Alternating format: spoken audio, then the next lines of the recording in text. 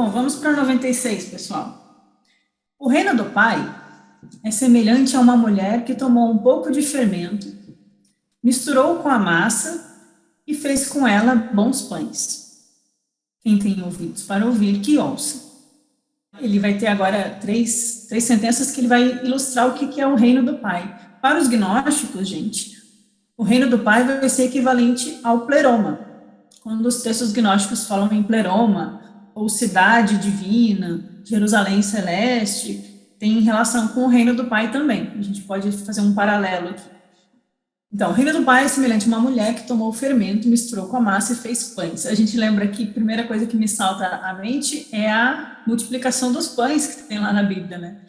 Que fica como uma historinha de milagres, né? Multiplicou o pão e o vinho, aí foi lá e multiplicou as coisas e alimentou a multidão. Mas o que isso significa, multiplicação dos pães? Dentro de um ensinamento que o fermento, o trigo e o pão são sempre símbolos para um ensinamento, né?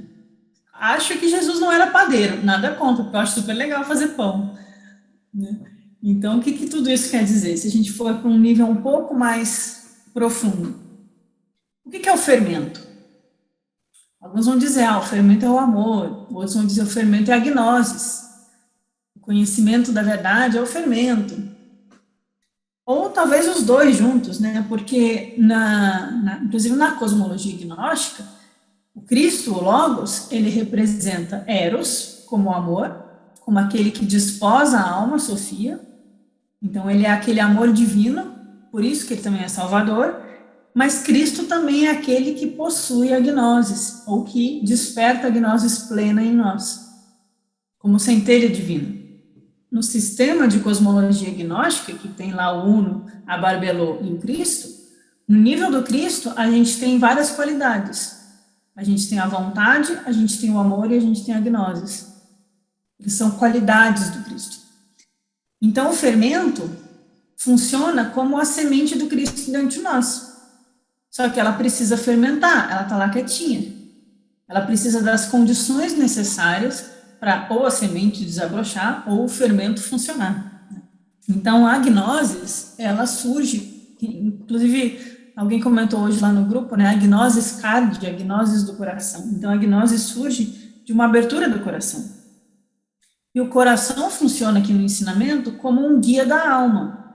O coração que se abre, que desabrocha, ele recebe a sabedoria do Espírito.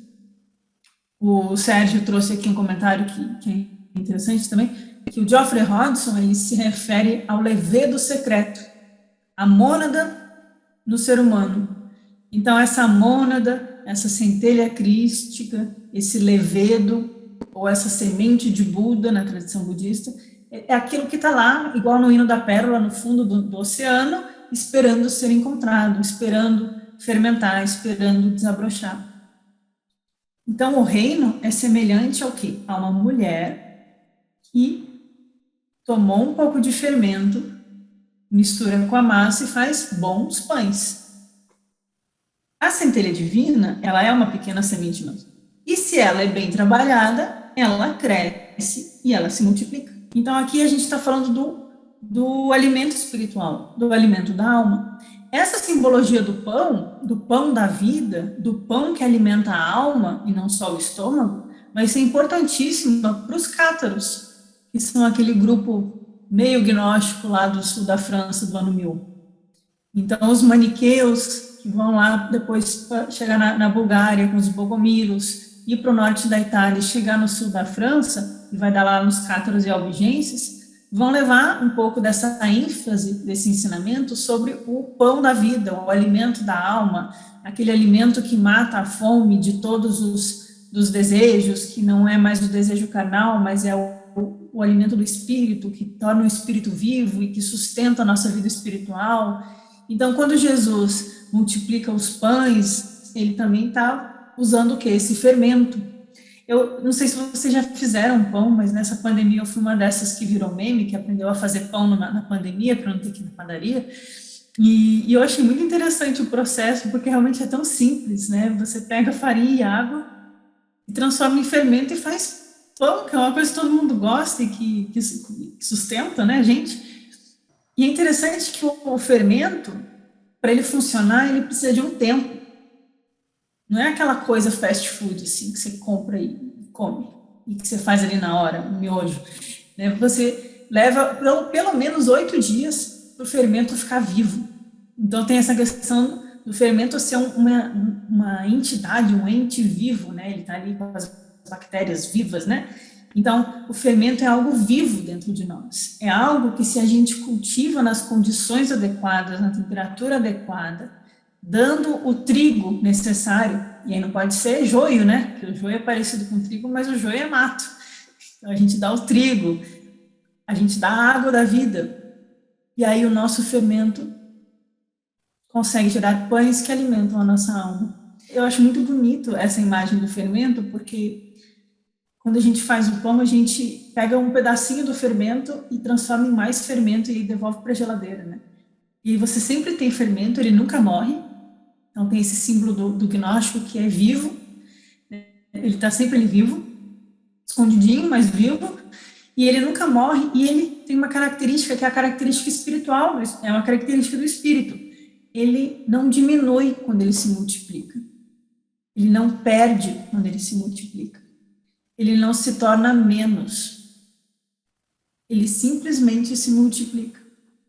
Então, quando a gente fermenta o nosso levedo secreto, a nossa mônada, e permite que aquilo que é espiritual em nós desabroche, e a gente é capaz de partilhar isso com os outros, a gente vai trazer mais pães a mais pessoas. E cada pessoa pode gerar mais pães, e assim a gente vai fazendo essa corrente de iluminar o mundo através de sabedoria e de amor.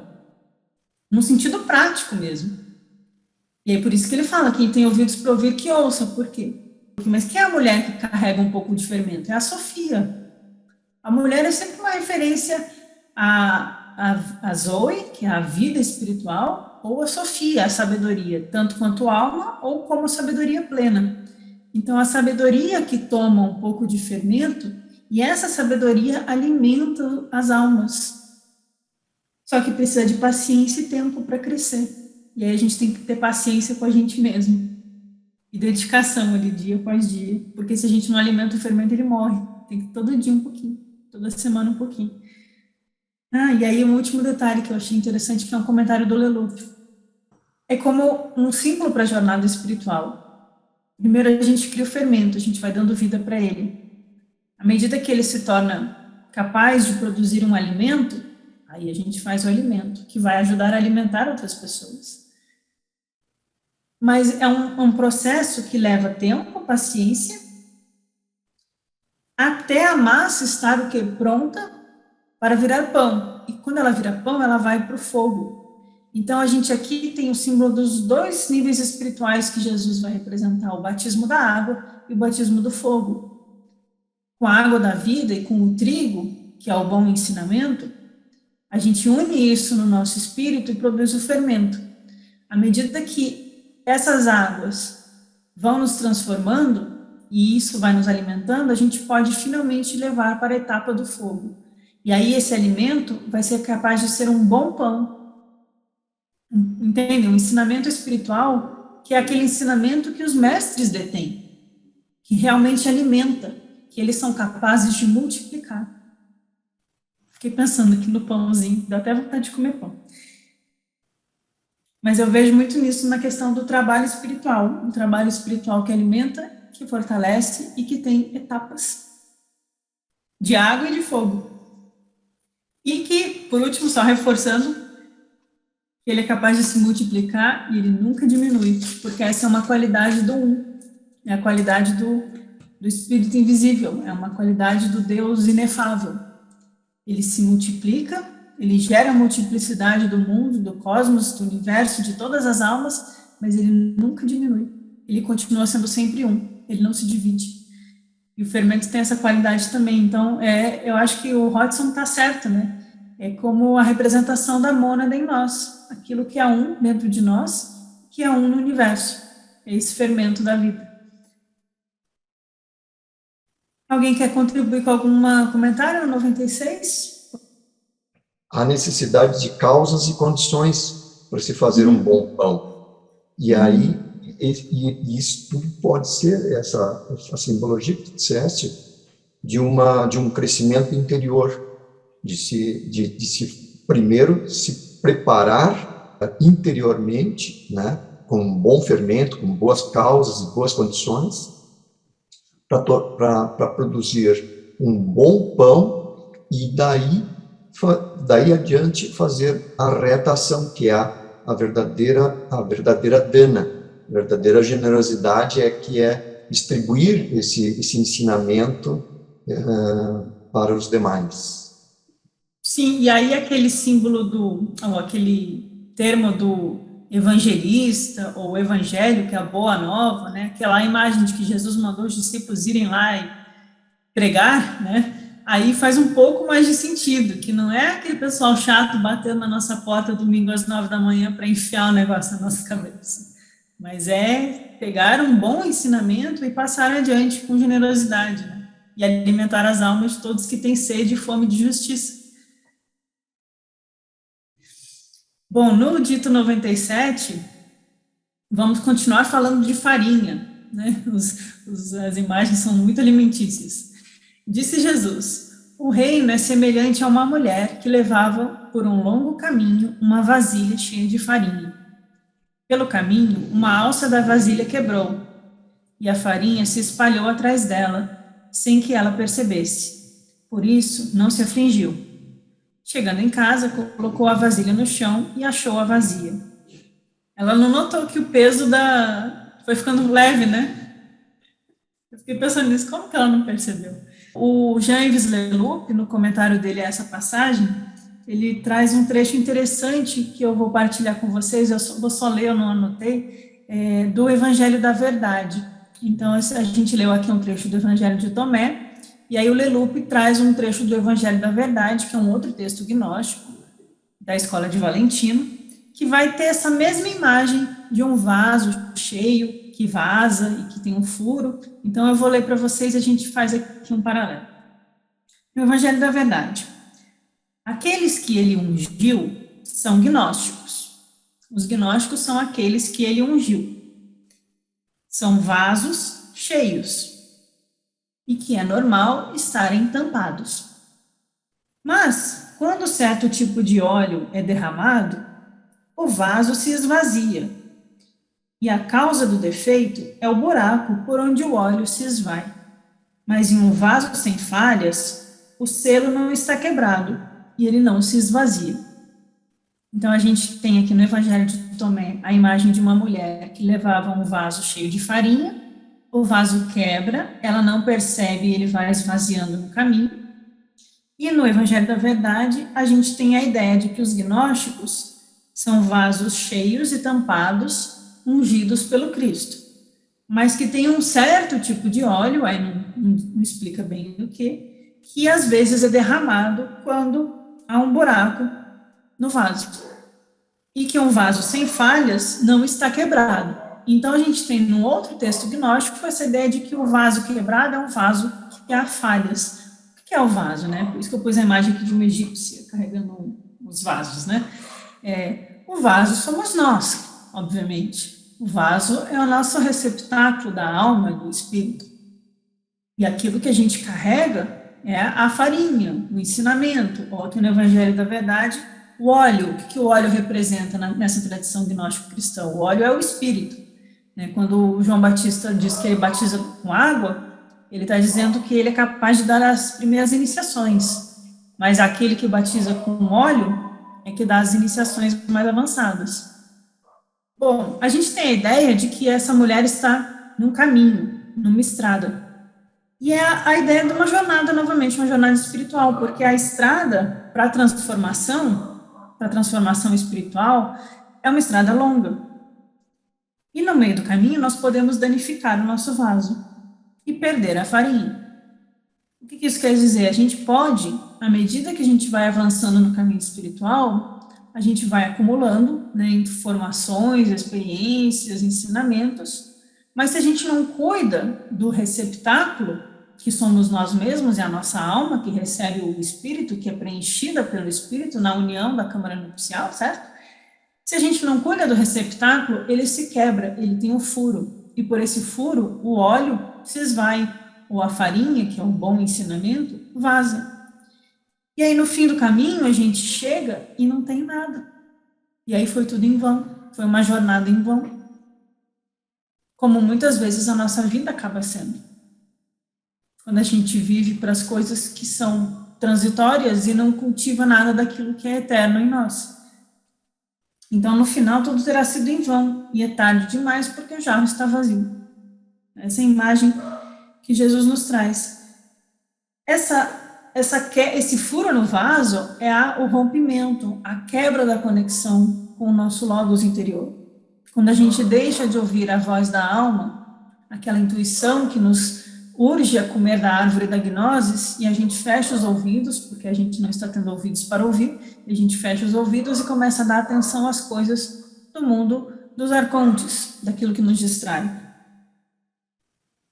Quanto mais a gente é ignorante das nossas falhas, mais a gente perde. Então, percebam que essa mulher, ela não percebeu que o vaso estava esvaziando, porque ela não estava o quê? Tendo autoobservação.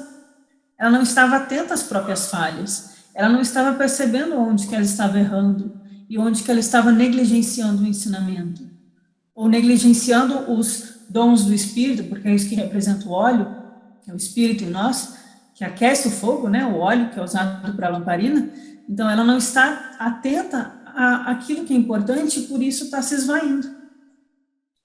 Então, nessa passagem, eu acho que Jesus está nos ensinando sobre o problema da desatenção, da falta de propósito, da falta de autoobservação das nossas falhas, da falta de cuidado que a gente tem com características não só do nosso corpo, mas da nossa alma, dos nossos pensamentos e como que a gente carrega essa farinha, como que a gente carrega esse ensinamento e como que a gente cuida desse óleo sagrado dentro de nós. Porque, como diz aqui no Evangelho da Verdade, Cristo é o que? O ungido, né? Cristo significa ungido.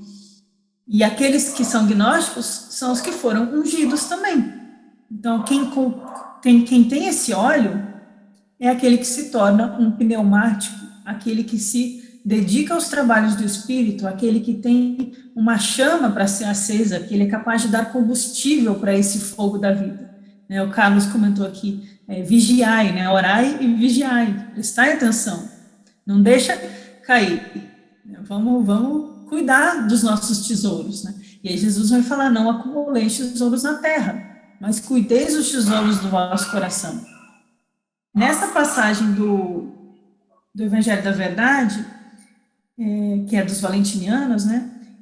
Me lembra que os valentinianos ensinavam que existe um perigo da Sofia, da alma, se perder.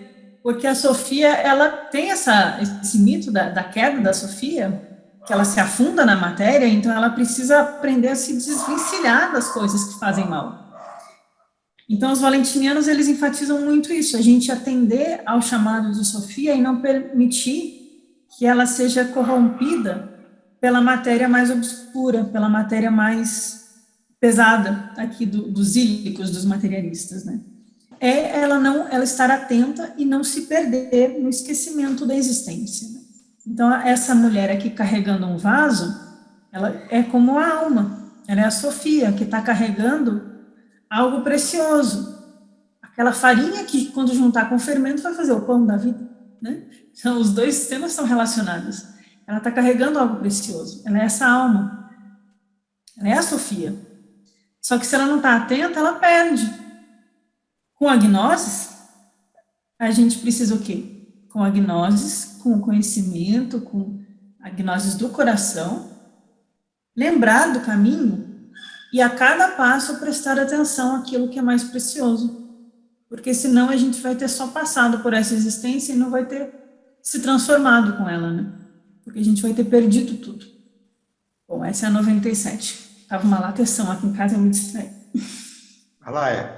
Oi, Denis. Deixa eu fazer um comentáriozinho, porque você falando, eu lembrei aqui do seu livro, na página 252, isso me chamou muita atenção quando eu li, e serviu como um direcionamento, um foco é o que, de acordo com as suas palavras aí, desse dizeres de Tomé aí.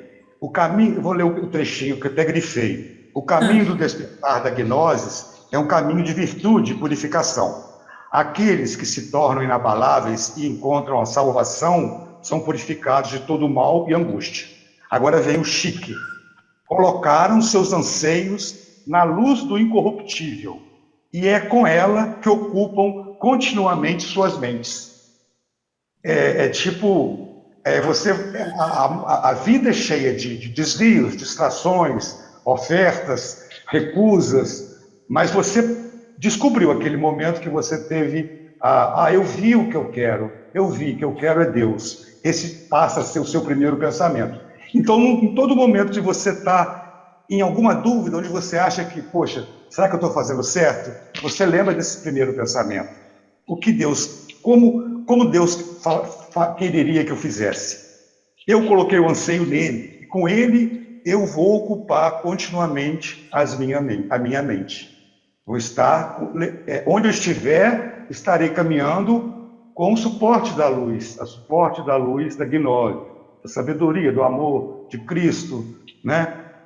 Eu achei muito interessante, é isso que eu queria falar, porque passa a ser uma metodologia, uma ferramenta, um truquezinho, pode-se dizer assim, né? Que você te ajuda tanto. Na hora do vacilo, você olha, não, peraí, a minha primeira vontade sempre foi aquela. Essa é a minha primeira vontade. É a essa que eu devo toda e qualquer obrigação de me posicionar.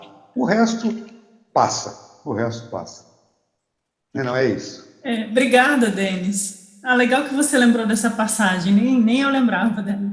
Mas é isso, o que você fala é muito prático, né? Às vezes me perguntam sobre as práticas gnósticas, e é claro que a gente tem hinos, invocações e meditação, né, entre os gnósticos, até ritos, né, como a gente vê no hino de Jesus, mas a prática no dia a dia é essa mulher carregando o vaso, né? A gente estar atento aonde a gente está a nossa mente. Se a gente está trabalhando com a mente superior intuitiva ou se a gente está com a mente inferior, buscando as coisas das sensações mundanas, dos sentidos e das buscas daquilo que é efêmero, que é transitório, né? Então, essa passagem que você comentou é justamente isso, a gente colocar a nossa mente naquilo que é incorruptível, e a gente lembrar de por que a gente está buscando isso, e por que aquilo alimenta a nossa alma, por que aquilo mata a nossa sede de vida e traz mais sentido para a nossa vida, né? Tem um ensinamento do budismo que eu gosto muito, que é um termo que eles usam, que é a contínua lembrança, que é uma prática meditativa, e não é só na hora da meditação, é você manter todos os seus dias a contínua lembrança do quê? De qual é a sua prática, qual é a virtude que você precisa praticar, qual é o seu objetivo e qual é o quê? A sua motivação. Aí a gente volta lá na 95, sobre o dar dinheiro, né, e a quem, né, manter sempre essa contínua lembrança de por que eu estou me colocando nessa busca, nessa jornada, e por que essas coisas fazem sentido para mim. E aí, quando a gente não esquece, a gente percebe a tempo quando tem um furo no nosso vaso, que não é que ele não vai quebrar e não vai furar. Nós somos cheios de falhas e defeitos. Mas a gente consegue botar ali um silver tape, passa um silicone, a gente vai remendando e vai levando. E aí não perde essa farinha, né? Perfeitamente. Obrigada por melhorar aqui a nossa reflexão, Denis. Obrigada.